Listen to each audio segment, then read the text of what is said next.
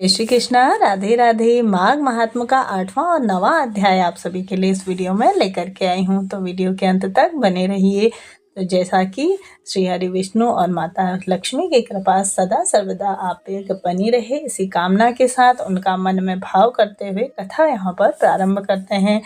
तो जैसा कि यमदूत कहने लगा कि तुमने बड़ी सुंदर वार्ता पूछी है, यद्यपि मैं अपराधीन हूँ, फिर भी तुम्हारे स्नेहवश अपनी बुद्धि के अनुसार बतलाता हूँ कि जो प्राणी काया, वाचा और मनसा से कभी दूसरों को दुख नहीं देता, वे यमलोक में नहीं जाते। हिंसा करके और साथ ही वेद, यज्ञ, तप और दान से भी उत्तम गति को नहीं पाते।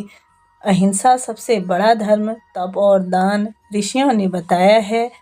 जो मनुष्य जल या पृथ्वी पर रहने वाले जीवों को अपने भोजन के लिए मारते हैं, वे कालसूत्र नामक नर्क में पड़ते हैं और साथ ही अपना रक्त पीप पान करते हैं, अपना ही मांस खाते हैं तथा पीप के कीच में उनको कीड़े काटते हैं। हिंसक, जन्मांध, काने, कुबड़े, लूले, लंगड़े, दरिद्र और अंगहीन होते हैं। इस कारण इस लोक तथा परलोक में सुख की इच्छा करने वाले को काया, वाचा तथा मन से दूसरों का द्रोह नहीं करना चाहिए।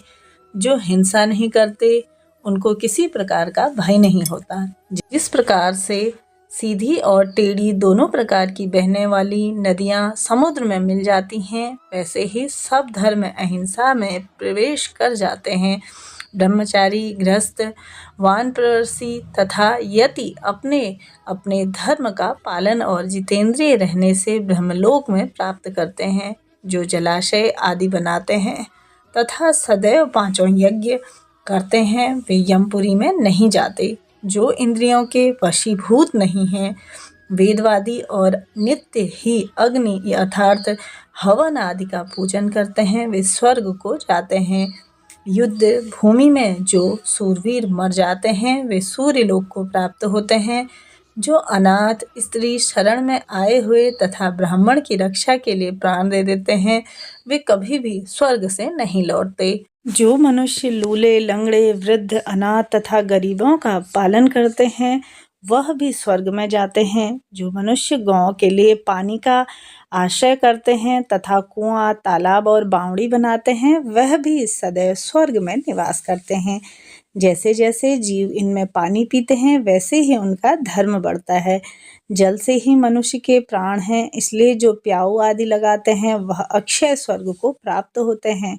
बड़े बड़े यज्ञ भी वह फल नहीं दे सकते जो अधिक छाया वाले वृक्ष मार्ग में लगा के देते हैं। जो मनुष्य वृक्ष रोपण करता है, वह सदैव दानी और यज्ञ करने वाला होता है। जो अच्छे फल और अच्छी छाया वाले मार्ग के वृक्षों को काटता है, वह नरकगामी होता है। तुलसी का पौधा लगाने वाला सब पापों से छूट जाता है। जिस घर में तुलसी वन है, वह घर तीर्थ के समान है और उस घर में कभी यमदूत नहीं जाते। तुलसी की सुगंध से पितरों का चित्त आनंदित हो जाता है और वे विमान में बैठकर विष्णु लोक को जाते हैं। नर्मदा नदी का दर्शन, गंगा का स्नान और तुलसी दल का स्पर्श, यह सब बराबर फल देने वाले हैं। हर एक द्वादशी को ब्रह्मा जी भी तुलसी का पूजन करते हैं। रत्न, सोना, फूल तथा मोती की माला के दान का इतना पुण्य फल नहीं है जितना तुलसी की माला का दान का फल है। जो फल आम के 1000 और पीपल के 100 वृक्षों को लगाने से होता है, वह तुलसी के एक पौधे लगाने से हो जाता है। पुष्कर आदि तीर्थ, गंगा आदि नदी, वासुदेव आदि देवता सभी ही तुलसी में वास करते हैं। जो एक बार, 2 या 3 बार रेवा नदी में उत्पन्न शिव मूर्ति की पूजा करता है, अर्थात स्फुटिक रत्न के पत्थर से आप निकलते हुए तीर्थ में, पर्वत या वन में रखी हुई कोई शिव की मूर्ति की पूजा करते हैं और सदैव ओम नमः शिवाय मंत्र का जाप करता है, वह यमलोक की कथा भी नहीं सुनता। प्रसंग, शत्रुता, अभिमान से शिव पूजा के समान पापों को नष्ट करने वाला तथा कीर्ति देने वाला और 3 लोकों में और कोई काम नहीं है। जो शिवालय स्थापित करते हैं, वे शिवलोक में जाते हैं। ब्रह्मा, विष्णु तथा शिव का मंदिर बनाकर मनुष्य वैकुंठवासी होते हैं। जो भगवान की पूजा के लिए फूलों का बाग लगाते हैं वह धन्य हैं। जो माता पिता, देवता और अतिथियों का सदैव पूजन करते हैं वह ब्रह्मलोक को प्राप्त करते हैं। तो 8वां अध्याय यहाँ पे पूर्ण होता है। तो जैसा कि 9वें अध्याय में यमदूत कहने लगे, मध्याह्न के समय आया अतिथि, मूर्ख, पंडित, वेद पाठी या पापी कोई भी हो, ब्रह्म के समान है। जो रात्रि में थके हुए भूखे ब्राह्मण को अन्न जल देता है, मध्याह्न के समय जिसके घर आता है तथा अतिथि निराश नहीं जाता, वह स्वर्ग का वासी है। अतिथि बराबर कोई धन संपत्ति तथा हित नहीं है। बहुत से राजा और मुनि अतिथि सत्कार से ब्रह्मलोक को प्राप्त हुए हैं। जो एक समय आलस्य से भी अतिथि को भोजन करा दे, वह यमद्वार नहीं देखता। केसरी ध्वज से व्यवस्थित देव ने कहा है कि जो कोई इस कर्म भूमि मृत्युलोक से स्वर्गलोक जाने की इच्छा रखते हैं, वह अन्न का दान करें। दूत कहता है कि यमराज कहते हैं कि अन्न के बराबर दूसरा कोई दान नहीं है। जो गर्मियों में जल, सर्दी में ईंधन और सदैव अन्न का दान करते हैं, वह कभी भी यम के दुख नहीं उठाते। जो अपने किए हुए पापों का प्रायश्चित करता है वह नर्क को नहीं देखता, और प्रायश्चित न करने वाला मनुष्य नरक में जाता है।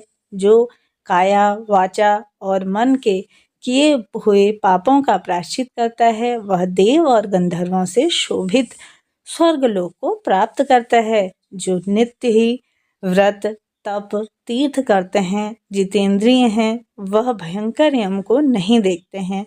नित्य धर्म करने वाला दूसरे का अन्न भोजन को त्याग दे। नित्य स्नान करने से बड़े बड़े पाप का नाश होकर यम को नहीं देखता। तो जैसा कि बिना स्नान पवित्रता कैसे हो सकती है। जो मनुष्य पर्व के समय चलते जल में स्नान करते हैं वह बुरी योनि नहीं पाते, नहीं नरक में जाते हैं। माघ मास में प्रातः स्नान करने वाले मनुष्यों को नियम पूर्वक तिल पात्र और तिल कमल का दान करना चाहिए। यमदूत कहते हैं कि वे विकुंडल, पृथ्वी, सोना, गौ आदि परम दान करने वाला स्वर्ग से नहीं लौटता। बुद्धिमान पुण्यतिथियों, व्यतिपात, संक्रांति आदि को थोड़ा सा दान करके ही बुरी गति को नहीं प्राप्त होता है। सत्यवादी, मौन रहने वाला, मीठा बोलने वाला, क्षमाशील, नीतिवान, किसी की निंदा न करने वाला, सब प्राणियों पर दया करने वाला, पराये धन को तृण के समान समझने वाला मनुष्य कभी भी नरक को नहीं भोगता है। इस प्रकार से 9वां अध्याय भी यहाँ पर पूर्ण होता है। तो जैसा कि आप सभी के लिए मिलते हैं अगले वीडियो में, तब तक के लिए जय श्री कृष्ण, राधे राधे।